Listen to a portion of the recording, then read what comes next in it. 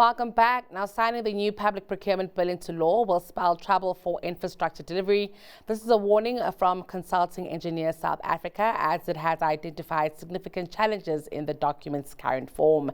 CEO of the body, Chris Campbell, joins us with more detail on the deficiencies and how it's likely to impact infrastructure development moving forward. Chris, thank you for your time and good afternoon to you.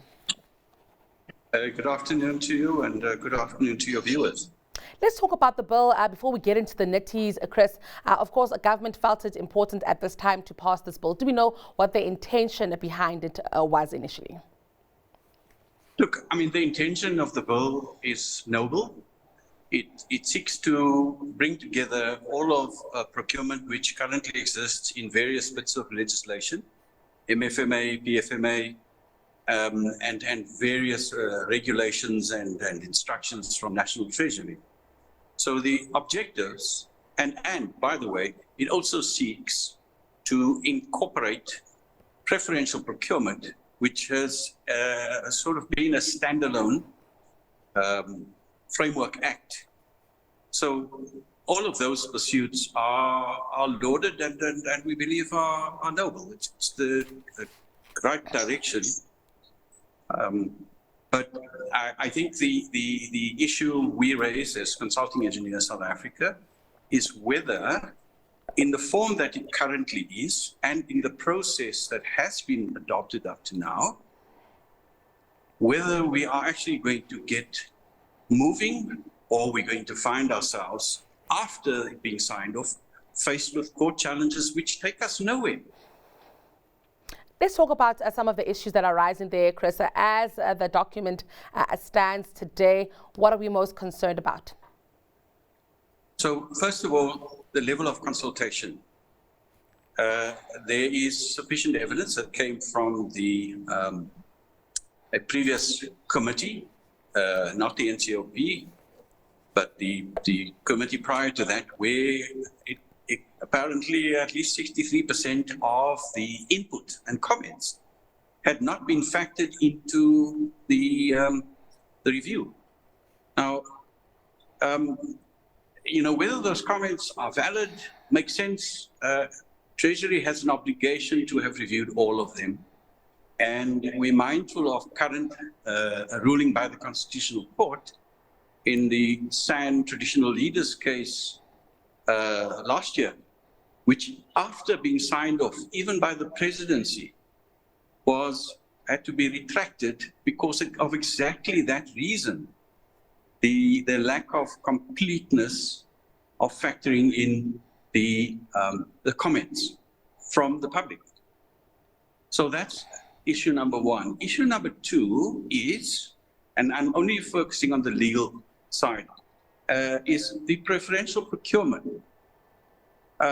Firstly, the version that's being currently tabled, we believe that it's quite different from that one which went through the NEDLAC process. And the other point around that is, when you look at the contents itself, it does not go anywhere near being interpreted as a framework.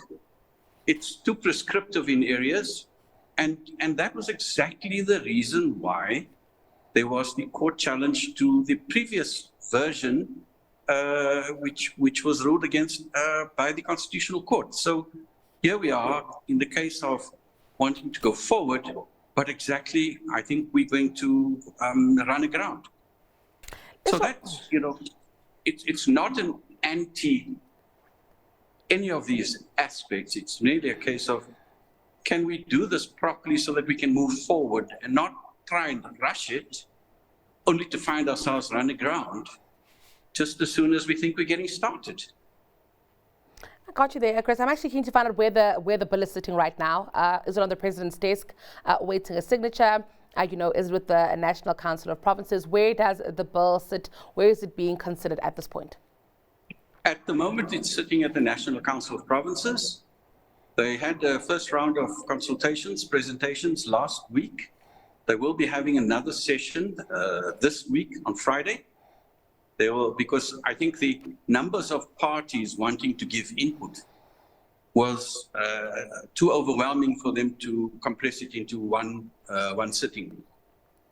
And, so that's exactly where it is. And there's overwhelming so far from the representations I've been party to, a call for let's not try and rush something that's going to run aground, and let's rather get all the substance factored in, all of the parties. I mean, the impact on local government, the impact, because we do have 3 tiers of government, and, you can't automatically assume that in some very broad generic thing, their powers suddenly fall away. And it's not clear on how exactly that's going to work in a municipal environment, in a PFMA compliant environment, and the like. So, it would be probably wise to consider an avenue such as NEDLAC to, reconsider and let us apply our minds properly. Also, if I may add, why I'm advocating for that is from 2020 to 2022, National Treasury had this bill in their possession. At NEDLAC, we had to rush through a 6-month process. And at the moment, it seems like it's still being just rushed through. And we are not mindful of, are we actually going to get to the stated objective, or at least start on that path? Because there's a lot of work still to come in form of regulations that give life to the operational activities that should be espoused in this bill. I must ask you, Chris, yes, with that said, we are, of course, waiting for it to go through the NCOP. Are you speaking to government at this point? And should we see it, get all the way to the president's desk and we should see him sign it through? Are we expecting more litigation here? I think it would be one of a few acts that I can think of at this moment, actually, where industry players are threatening that should the president, sign it, then it would land up in a lot of litigation.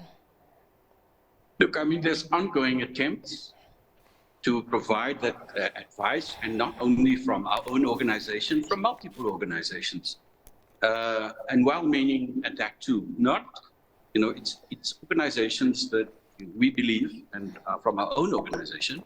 And if I can just be more specific, our interest is the best value for money delivery and development of infrastructure in the country, where we are running, we're out of money actually. And should we not be looking at this bill then as an avenue on how do we maximize that?